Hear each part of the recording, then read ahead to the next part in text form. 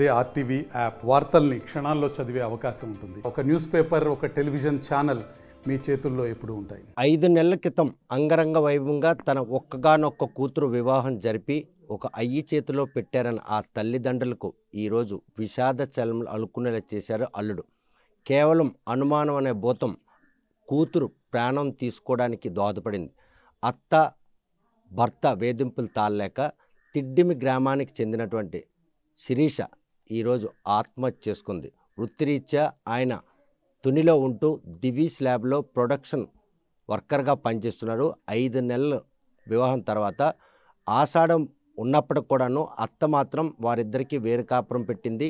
కొడుకు కాపురాన్ని తీర్చిదిద్దడానికని వెళ్ళిన ఆమె ఆ కుటుంబంలో మాత్రం చిచ్చు రేపి ఈరోజు కోడలు ఆత్మహత్యకి మాత్రం అత్త కారణమైందని శిరీష తన సూసైడ్ నోట్లో కూడా రాయడం జరిగింది. అసలు కూతురికి ఇంత అంగరంగ వైభవంగా వివాహం చేసిన తల్లిదండ్రులకు మాత్రం కూతురు లేదన్నటువంటి దిగులు మిగిల్చినటువంటి పరిస్థితుల్లో ప్రస్తుతం తిడ్డిమి గ్రామం అంతా కూడాను విషాద ఛాయలు అనుకున్నాయి. పాతపట్నం గ్రామానికి చెందినటువంటి ప్రదీప్తో మే నెలలో అంగరంగ వైభవంగా వివాహం చేసిన తర్వాత ఇటువంటి విషాద ఛాయలు ఈ అనతకాలంలో చూస్తారా అన్నటువంటి భయం నెలకొన్నది. ప్రస్తుతం మాత్రం తిడ్డిమి గ్రామానికి ఉన్న శిరీష తండ్రి మనతో ఉన్నారు. చూస్తే కనుక ఇది పెద్దలు కుదిర్చిన పెళ్ళైనా ఆ పెళ్ళి ఎలా జరిగింది, ఈరోజు ఆ కుర్రోడు పాతపట్నం అందరూ తెలిసిన వాళ్ళే ఉంటాయి. ఈరోజు కూతురు మాత్రం అత్తే ప్రధాన కారణమని నోట్లో జరిగింది. కనీసం ఈ కష్టం గురించి మీకు తల్లిదండ్రులుగా చెప్పుకుందా? ఏమీ చెప్పలేదండి. పెద్దగా పెద్దల సమక్షంలోనే పెళ్లి చేసాం. అయితే ఈ మధ్య కొంచెం ఇబ్బందికి పడి వార్త ఇద్దరు డిస్కషన్ పడ్డారు. అది 15 రాత్రి ఏమో గొడవ పడ్డారు. అది కొట్టారనేసి తెల్లవారి సూసైడ్ చేసుకుంది 15వ తేదీన. అంటే 14 నైట్ అనుకుంటా 15వ తేదీన చేసుకుంది. తన మ్యారేజ్ డే కూడా 15 మే 2025 చేసాం. కరెక్ట్గా 5 నెలల నాటికి తను సాధించింది. వచ్చిన ఈ కష్టం గురించి నాన్నగా నీకు కానీ తల్లికి కానీ ఏమైనా చెప్పడం, లేకపోతే ఇటువంటి వేధింపులు చేస్తున్నారు, భర్తను భార్య ఇద్దరు అన్యోన్యంగా ఉన్నారు, ఆ భర్త ఎంత చక్కగా చూసుకుంటూ ఎంత ఇష్టపడి పెళ్లి చేసుకున్న విషయాన్ని కూడా చెప్పింది. కాకపోతే అత్త ఈరోజు కొడుకు కాపురాన్ని అంటే సరిచేయడానికి వెళ్ళిందా, లేకపోతే కోడలు చేసినటువంటి ఒక తగాదా ఈరోజు మీ కూతురు లేకుండా వెళ్ళింది. అత్తగారు తీర్చిదిద్దడంలో తను సరైనటువంటి క్రమంలో చర్య తీసుకోలేదు. కేవలం కొడుకుతోనే మాత్రమే మాట్లాడుకోవడం, కొడుక్కి చెప్పడం, కోడలను దూరం పెట్టి మాట్లాడడం. ఆ సందర్భంగా మా అమ్మాయి ఏమో కాస్త ఏదో మనోవేదనకి చెంది కొంచెం ఫీలింగ్ అయ్యింది. అలాగా అత్త నాతో కోడలు మాట్లాడడం లేదు అనేటువంటి గడ్జి కూడా పెట్టుకునేది. ఆ రకంగా కొడుక్కి చెప్పడం, కొడుకునేమో ఇంకొక అనుమానం ఏదో పెట్టి అమ్మాయితో గొడవలు పెట్టి చివరికి కొట్టడం అనేది జరిగింది. దాని సందర్భంగా తెల్లవారేమో ఆత్మహత్య చేసుకోవాలి, మన నా జీవితం ఎందుకనేసి తను సాధించింది. అంత కఠిన నిర్ణయం తీసుకున్న ముందు కనీసం శిరీష నాన్నున్నాడు, అమ్ముంది, అన్నయ్య ఉన్నాడు, నాకు వచ్చిన కష్టం చెప్పుకుంటున్నానంటే చూస్తే కనుక డిగ్రీ చదివింది, చదువుల్లో కూడా చదువులు సరస్వతి.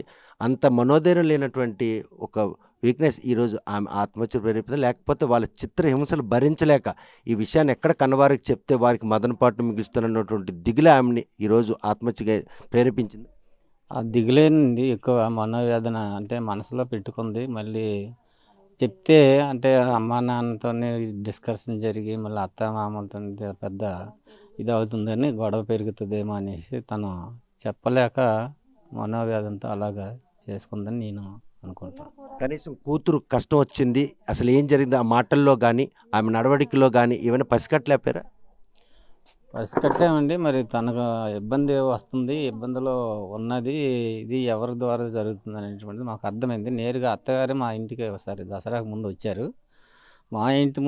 మా ఇంటి దగ్గరే ఆవిడ పెద్ద పెద్ద కేకలు వేసి మాట్లాడి నాతో మాట్లాడదు, నాకు గౌరవించదనే రకంగా తను అక్కడే తన ప్రతాపాన్ని చూపించింది. అప్పుడైనా మీరు మేల్కొని ఉంటే ఈరోజు కూతురు చేయి జారకపోనేమో.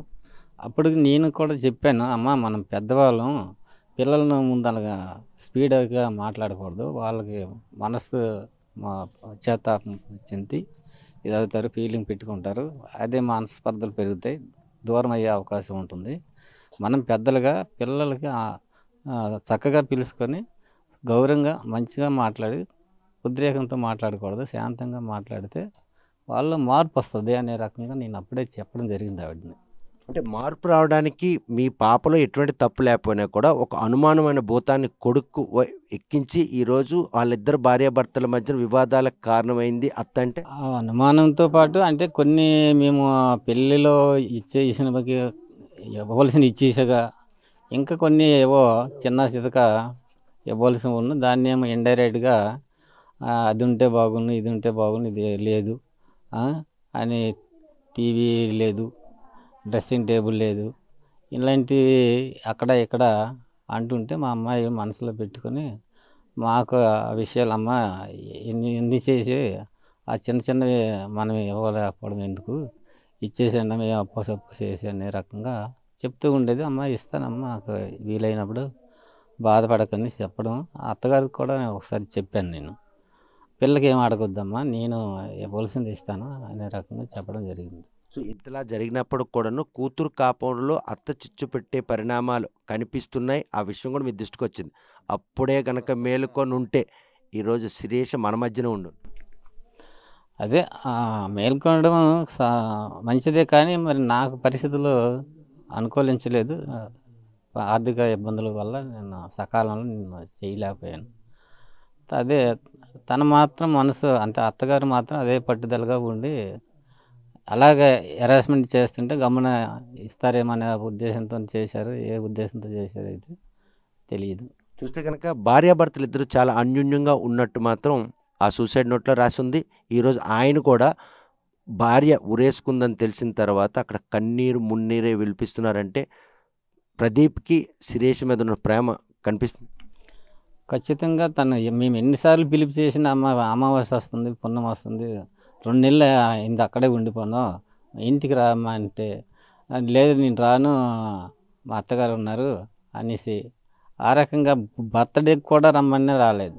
మేము ఎక్కడ జరుపుతామో అనేసి అత్తగారు అక్కడ ఆపేశారు. ఈ రకంగా భర్త అంటే ప్రేమ మీదే తను అక్కడే ఉండడానికి ఎక్కువ సుముఖత చూపేది. చూస్తే కనుక శిరీష ఆత్మహత్య వెనక మాత్రం అత్త వేధింపులు స్పష్టంగా ఉన్నాయి. అనుకున్న కట్నం అంతా ఇచ్చినా కూడా చిన్న చితక సారికి సంబంధించిన విషయంపై మాటికి కూడాను కోడలపై ఆధిపత్యం ప్రదర్శించడం, అదేవిధంగా ఈ విషయం తండ్రికి తెలిసి కూడా ఆమెను మందలించినప్పుడు కూడా ఆమెలో మార్పు రాకపోవడం, ఈరోజు కొడుకు కాపురాన్ని తీర్చిదిద్దడానికి వెళ్ళిన అత్త కోడల ఆత్మహత్య కారణమైన దాంట్లో ఎటువంటి అచ్చలేదు. 14వ తేదీ రాత్రి వారి మధ్యన గొడవ జరిగింది. 15వ తేదీన ఆమె సూసైడ్ చేశారు. అంటే మే 15వ తేదీన మ్యారేజ్ డే 5 నెలలు కావస్తుంది. ఈ నేపథ్యంలో 5 నెలలకే కూతురు ఈరోజు అందరూ లోకానికి వెళ్ళిపోవడం మాత్రం తండ్రి మదనపడుతున్నాడు. తన ఆర్థిక పరిస్థితులు బాగోలేకపోయినా కూడా తనకి ఇవ్వాల్సిన ప్రతి వస్తువు కూడా ఇస్తానని అంటే ఈరకత్తికి నమ్మజెప్పినా కూడా ఆమె మాత్రం వేధింపులకు పాల్పడింది. ఈ వేధింపులు తాళ్ళాకే ఈరోజు మాత్రం కూతురు ఆత్మహత్య చేసుకుంది. ఈ విషయంలో తల్లికి ఏమైనా కూతురు మొరపెట్టుకుందన్న విషయం అడుగుదాం. చూస్తే కనుక ఒకగానొక కూతురు చిన్నప్పటి నుంచి ఉన్నత చదువులు చదివించావు, ఇవాళ ఒక ఉద్యోగస్తులు అయ్యి చేతిలో పెట్టాను అన్నట్టు ఒక ఆనందం అన్నత కాలంలోనే ఈరోజు కూతురు లేకుండా పోయింది. ఎప్పుడైనా నాకు కష్టం వచ్చిందమ్మని చెప్పి నాకేం చెప్పలేదు. రమ్మని నన్ను, నేను రానన్నదే, నేను నాకు ఎక్కడ బాగుంటుంది అనేసి మళ్ళీ గొడవ పడేవారు, ఇద్దరు దెబ్బలాడుకునేవారు, కొట్టుకునేవారు. మళ్ళీ ఎప్పుడు మామూలు అయిపోయింది. వాళ్ళ అత్త కోసమని చెప్పిందిలేండి, అత్తమ్మ కోసమని చెప్పింది, ఇంక వేరే విషయం కాదు. ఈయన మీద అనుమానం పడేవాడు అబ్బాయి. అది సో ఈ అనుమానం విషయం మీకు తెలిసినప్పుడు గనక కొంచెం మీరు గనక కూతుర్ని గనక అక్కుని చేర్చుకొని ఉంటే ఈరోజు మీ మధ్యనే శిరీష్ సరేనే రమ్మంటే రావట్లేదు. నేను తర్వాత మేమిద్దరం వస్తామనేది, మేమిద్దరం వచ్చి దీపావళికి వస్తామని చెప్పేది. సరేలే అమ్మ, సరే ఏదైతే అవని వద్దు, అప్పుడే వద్దులే అనేసాను. ఈవేళ వస్తుందా రోజు, రేపు వస్తుందని నేను నాతో మాట్లాడింది. మరి ఇలా చేసుకుంటుంది అనుకోలేదు కదా. అప్పటికప్పుడు మరి అలా చేసుకుంటాను. మనసులో ఏం పుట్టింది మనకు తెలియదు. వాళ్ళిద్దరి మధ్యలో ఏం గొడవలు జరిగేవి చెప్పేది కాదు మాకు ఆ విషయం. డిగ్రీ వరకు చదువుకుందంటే ధైర్యవంతుడైన కూతురు ఈరోజు ఇంతలా తన ప్రాణాన్ని తీసుకున్నంత పిరికితనమే, మెత్తదనం కాబట్టి మాట కాయలేకపోయింది. అది తనలోనూ మా అబ్బాయి అంత మురుడుతనం కాదు, అమ్మాయి మెత్తదనం. అందుకు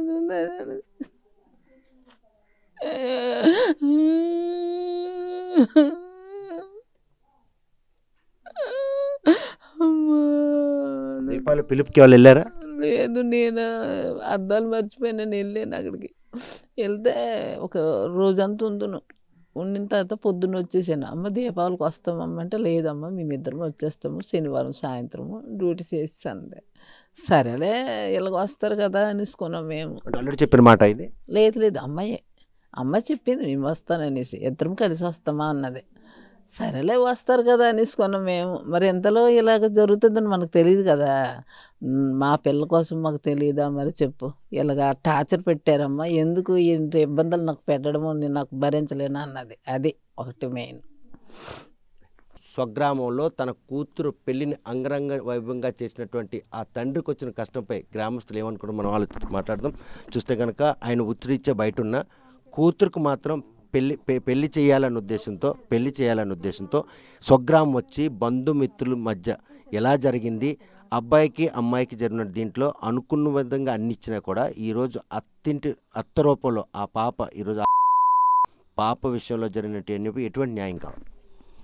న్యాయం జరగాల. మరి అందరము సంవత్సరంలోనూ పెళ్ళి వాళ్ళ ఇంటికాడే మాట్లాడుకున్నాం.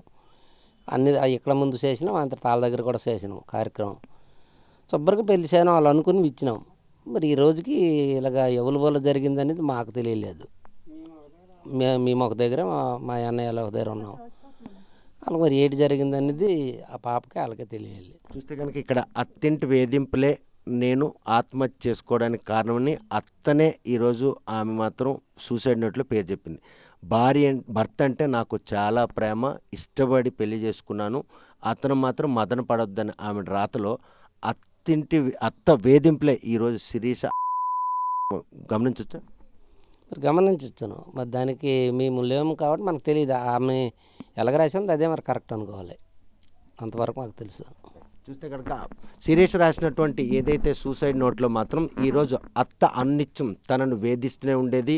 తల్లిదండ్రులు ఇచ్చినటువంటి కట్న కానుకలన్నీ ఇచ్చినా కూడా చిన్న చితక వస్తువుల విషయంలోనే ఈరోజు అనిత్య వేధింపులకు గురి చేయడం. ఈ విషయంపై భర్తకు చెప్పుకోలేక, తల్లిదండ్రులకి చెప్పలేక మదనపడి 14వ తేదీన వారు గొడవ కూడా జరిగింది. అయినప్పటికి కూడాను ఆ గొడవని ప్రాతిపదిక తీసుకోకుండా ఈరోజు మాత్రం తల్లిదండ్రులకు చెప్తే ఎక్కడ తన కష్టాన్ని గమనించి మదన పడతారన్న ఉద్దేశంతోనే ఆత్మహత్య చేసుకున్నారు. ప్రస్తుతం ఆ రోజు జరిగినటువంటి పెళ్లి ఉదంతం తర్వాత ఈరోజు శిరీష్ కుటుంబానికి వచ్చినటువంటి కష్టపై అంతమంది గ్రామ పెద్ద ఉన్నారు.